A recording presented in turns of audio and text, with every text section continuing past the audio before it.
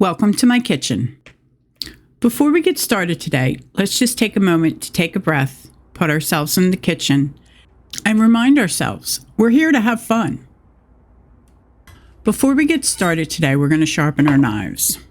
It makes things a lot easier and much safer. It's an important step, and really, you should try to do it at the start of every project. When your knives are sharper, you're a lot less likely to slip while you're cutting through something because the knife will go through it nice and smooth, and then you won't have any chance of the knife jumping or you cutting yourself. So this is really an important step. And just be careful how you're doing it. Takes a little practice, but you'll get the hang of it.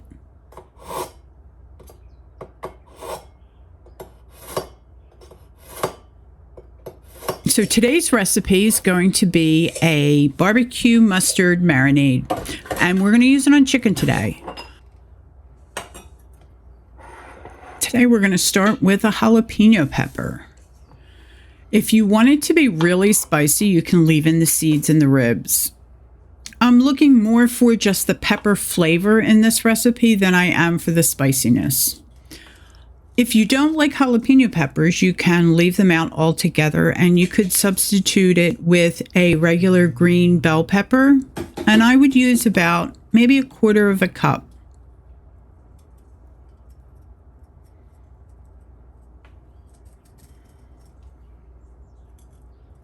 I do like to take my time with this. Watch your fingers. That's why it's important to just, remind yourself you're in the kitchen, and take it slow, especially in the beginning.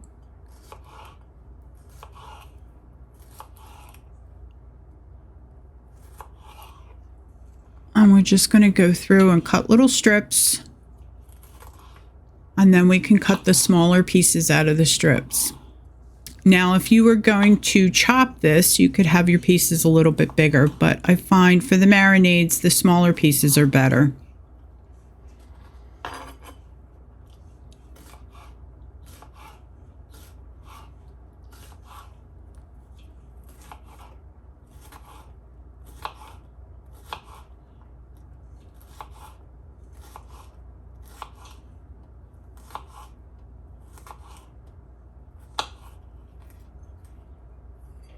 Get that in the bowl.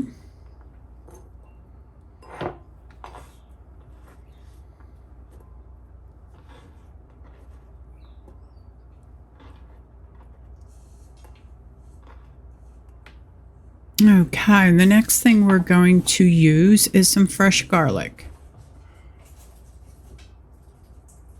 I don't want a strong garlic flavor in this, so I'm just going to use 2 garlic cloves, medium size. If you have a really big one, maybe just use 1.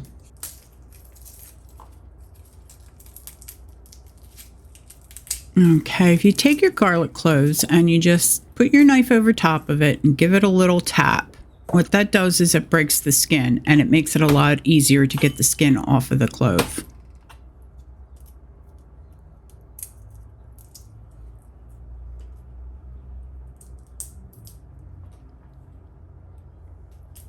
Now, you could mince the garlic here if you wanted to. That would be fine. But when you're not using as much garlic, sometimes it's better if you use a rasp and grate the garlic. It breaks it up into smaller pieces, and I think you get more flavor out of it.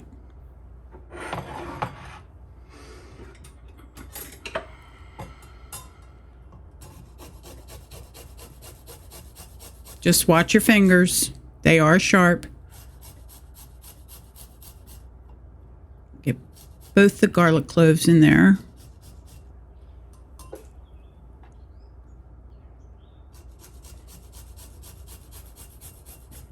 And if you can, avoid banging the rasp on the bowl. It is a glass bowl. You don't want to take any chances of it getting little splinters or cracking. So just bang it on your hand.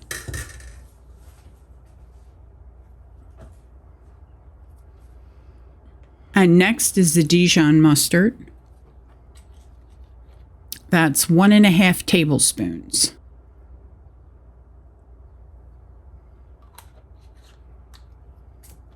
And next is the apple cider vinegar. And that's 1/4 cup.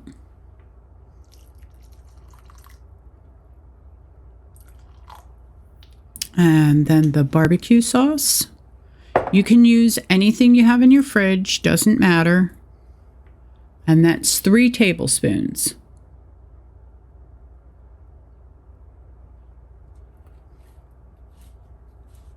Next, we're going to get our fresh basil and parsley chopped up.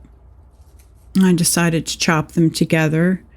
It ends up to be about 6 to 7 basil leaves and then 5 or 6 sprigs or little branches of parsley.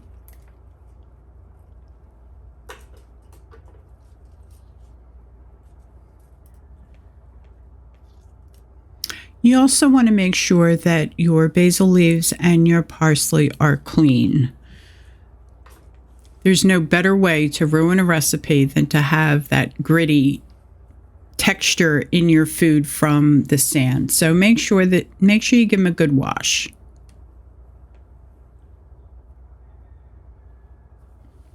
I do pull the stems off. You could put them in there if you wanted to, but sometimes they can be tough. So I just want the soft, tender leaves. And I am going to use my chef's knife to do this because it does make it a little bit easier to chop things with.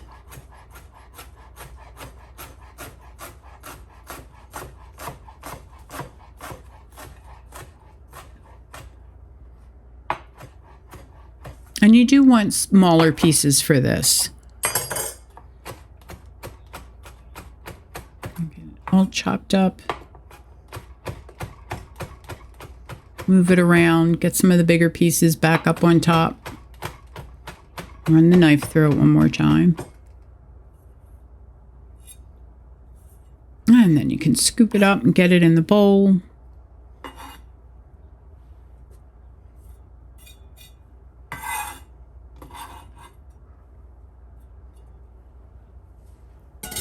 And then we're going to give it a good whisk and get everything mixed up.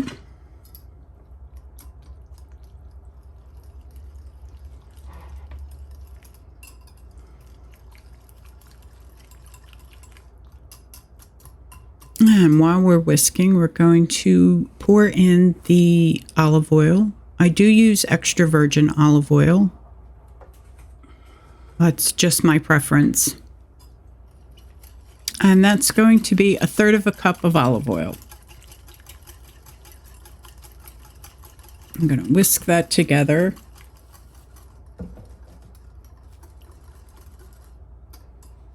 And then we're going to do the salt and pepper. And that's 1/2 teaspoon of each.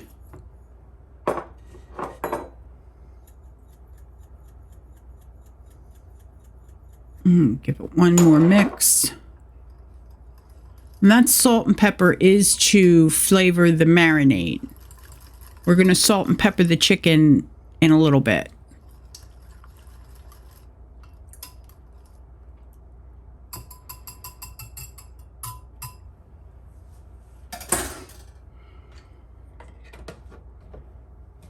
Make a little room.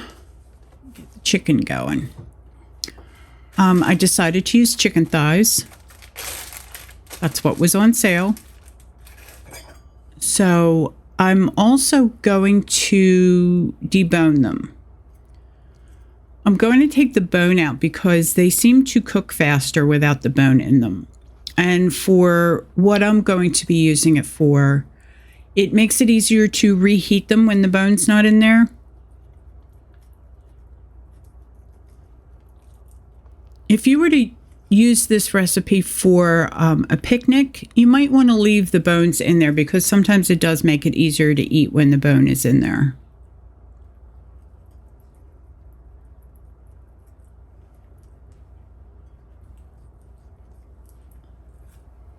But like I said, this is part of my weekly meal prep.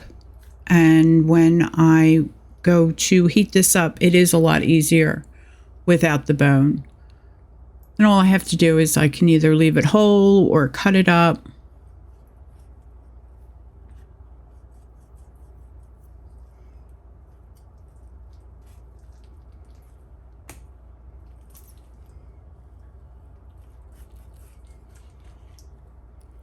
Okay, I also want to remind you about food safety. This is really important. You want to make sure that you handle your chicken properly.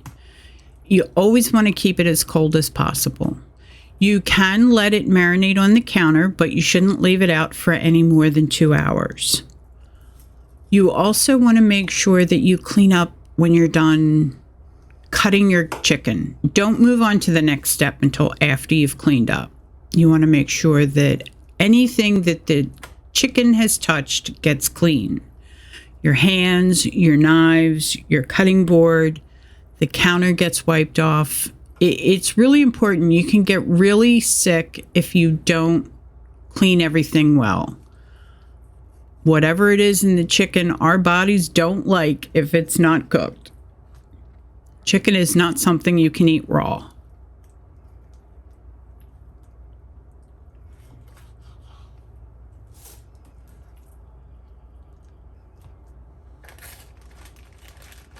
If you'll notice, I try to make sure that I just use one hand to cut with and one hand to touch the chicken. That way, if you have to put your knife down to pick something else up, you're not contaminating everything.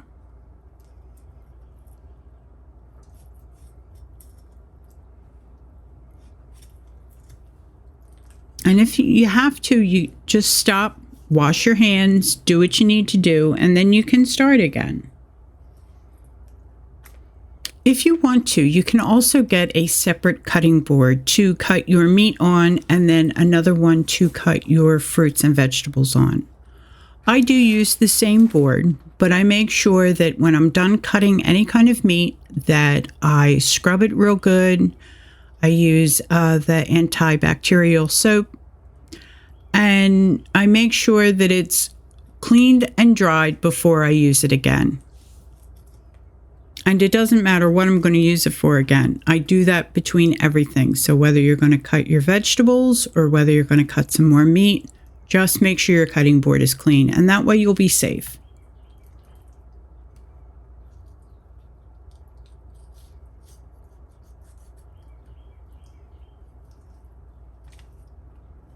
I am using 5 chicken thighs for this. This recipe is good for anywhere from, say, 1 to 3 or 4 pounds of meat.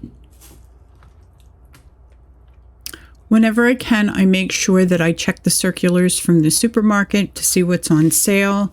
I did have this in the freezer. When I bought it, it was on sale. I think it was the whole chicken legs that I bought, and they were on sale for 99 cents a pound, which is very cheap. So if you buy your meats that way, then you can save a lot of money. Buy them when they're on sale. You take them, you package them up. However many people you have in your family, whoever you're going to feed, you put it in the freezer in that size package, and then you have it when you want to use it.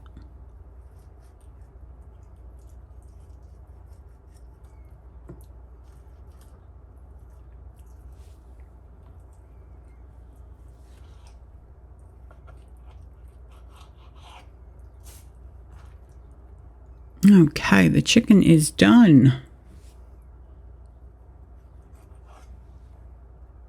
On to the next step.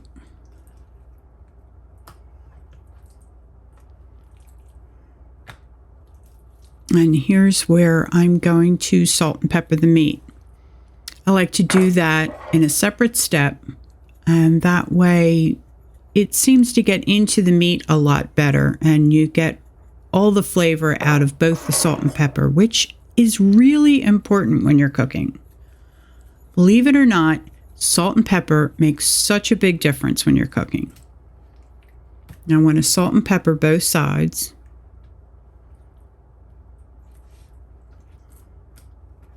And if you'll notice, I'm using the hand to salt and pepper that I used my knife with, so there's no cross-contamination.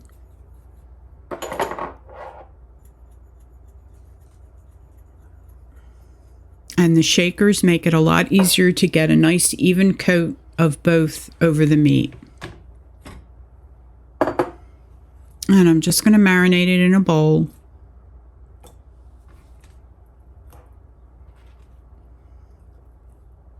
And get the chicken in there, and I'll pour the marinade over and then make sure everything gets evenly coated.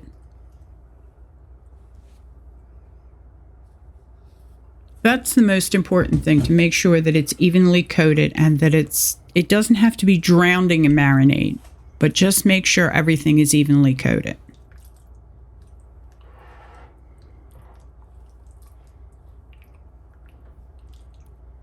And I do like to use my hands. They're the best tools that you have in your kitchen. And then you can marinate this in the refrigerator for anywhere from 2 to 3 hours.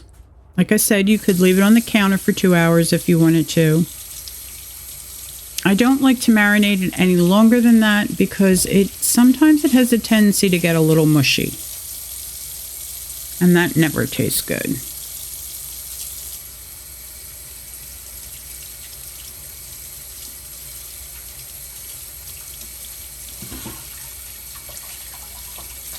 So, like I said, we are going to do this on the grill.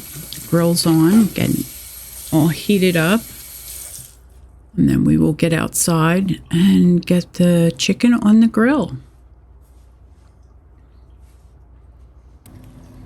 I like to turn the grill on and have it on for about 10 minutes so it gets nice and hot. And then we give it a good clean. Just brush any old residue off of there.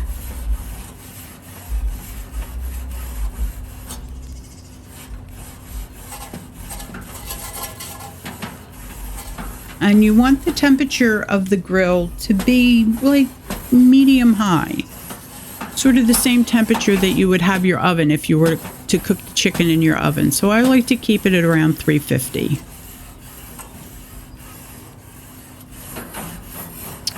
So I'll go ahead and get the chicken on. And after I get it on and all situated, I'll close the lid, and that helps keep the temperature in there.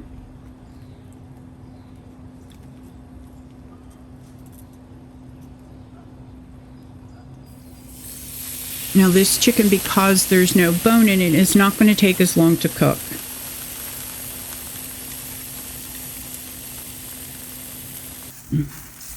Then we can get it turned over about 8 to 10 minutes on each side because there's no bone. If you want to leave the bone in there, like I said, for a picnic, you could cook it 10 to 13 minutes. And what you want to do is when it's done, and when you think it's done, get your meat thermometer out and check it with the meat thermometer. It should read 165 degrees.